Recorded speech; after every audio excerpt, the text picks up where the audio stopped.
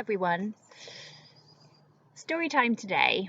I've chosen one of my favourite books actually. This book is by Anthony Browne, who's a fab author, and the story is called Silly Billy. Billy is a bit of a worrier. He worries so much that he can't sleep. Luckily, Grandma knows just what he needs to help him overcome his fears. And once Billy learns Grandma's secret, he finds he never has to worry again. Now, we all worry sometimes, and we all have things in our head which make us feel a bit scared or a bit fearful. And it's good to talk about these things. It's good to share them with the family that you live with and tell them how you're feeling, and then they'll share their worries back too. Now, in this story, Billy finds a way to work out what to do with all his worries that really works for him. So we're going to read the story, and then I'm going to set you a little challenge or something that you might like to do at home today. Silly Billy.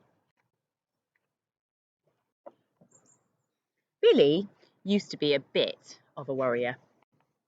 He worried about many things. He worried about hats. He worried about shoes. He worried about clouds.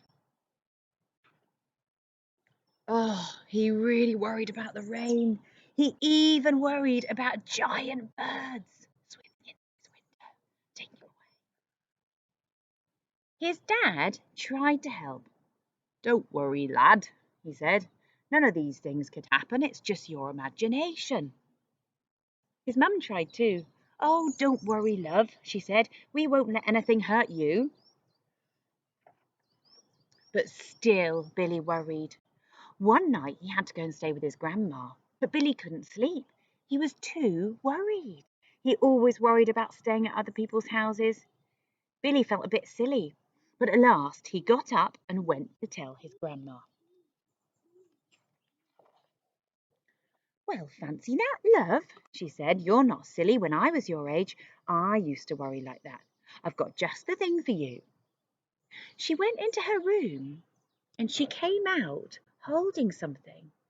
"These are worry dolls," she explained. "Just tell each of them one of your worries, put them under your pillow. They'll do all the worrying for you while you sleep." Billy told all of his worries to the worry dolls, and he slept like a log. The next morning, Billy went home, and that night again he told all his worries to the dolls, and he slept like a stone. The next night Billy slept well, and the night after that. Oh no, the night after that, Billy started to worry. He couldn't stop thinking about the dolls. All those worries that he'd given to them. They must be so worried. It didn't seem fair. The next day, Billy had an idea. He spent all day working at the kitchen table. I wonder if you can see what you think he's up to. It was difficult work, and at first he made lots of mistakes and he had to start again many times. But finally, Billy produced something very, very special. Some worry dolls for the worry dolls. That night, everyone slept well. Billy and all the worry dolls. And I wanted to show you because I've actually got some of my own little worry dolls in this little box. So my worry dolls in a little box like this, really sweet little box. You might have some of these already at home or you might have seen them.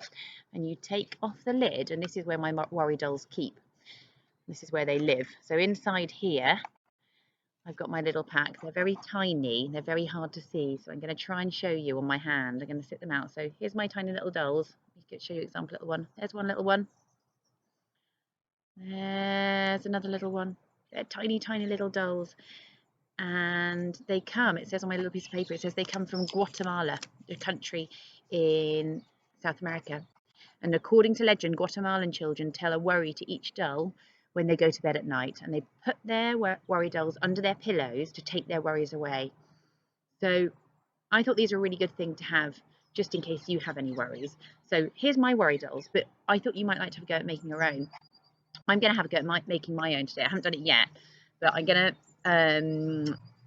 make one and show one for you. I'm going to make quite a big one because it's a bit too fiddly to make a tiny one. So I'm going to make a big one. I found this stick which I'm going to use. I've got some bits and pieces of fabrics which I'm probably going to cut up and stick on. Just got a bit of twine and some tape.